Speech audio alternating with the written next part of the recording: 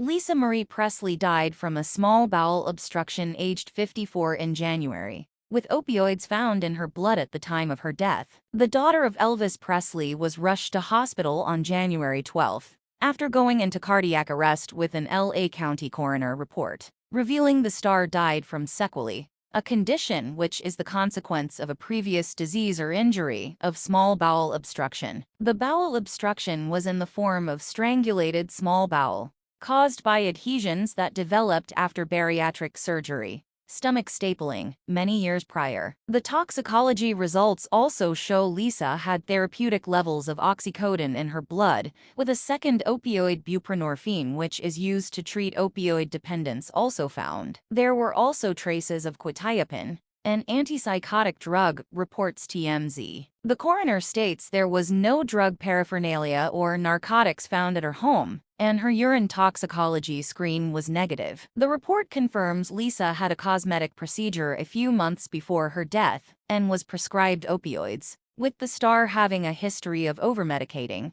forgetting she had taken her medication, and then taking them again. The reports also states the star had a history of alcohol and drug abuse. Lisa Marie, who was a singer-songwriter with 3 studio albums between 2003 and 2012, had just attended the 80th Golden Globe Awards in Los Angeles with her mother Priscilla 2 days before her passing. The mother and daughter duo made a point to be at the awards show in a show of support for the acclaimed Elvis 2022 biopic from Baz Luhrmann that starred Austin Butler as the legendary king of rock and roll, Elvis Presley. During her walk along the red carpet of the event, Lisa Marie looked frail and fragile, which prompted her to lean on longtime family friend, Jerry Schilling, who's now 81 years old. While being interviewed by Billy Bush for Extra, she linked arms with Schilling, telling him, "I'm gonna grab your arm." Both ladies were very open and honest in heaping praise on Luhrmann's biopic,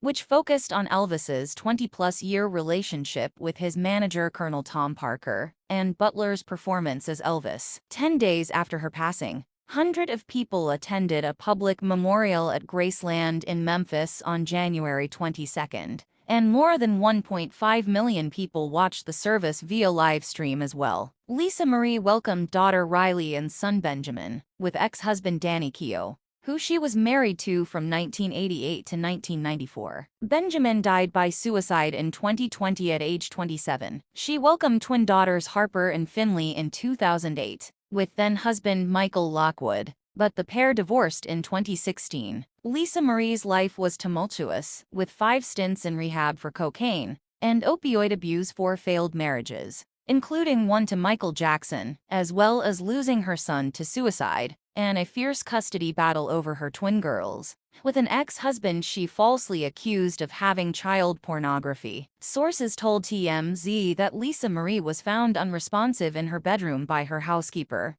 and that her ex-husband, Danny Keough, who she has been living with, performed CPR until paramedics arrived. The source added that someone administered epinephrine, more commonly known as adrenaline, at the scene at least once in order to help Lisa Marie regain a pulse. According to the Mayo Clinic, stomach pain is a symptom of cardiac arrest in women. Epinephrine, or adrenaline, is administered to treat many life-threatening conditions, such as cardiac arrests, asthma attacks, and allergic reactions, La County Sheriff's Department told DailyMail.com. Deputies from Lost Hills Station responded to an assistance request call from La County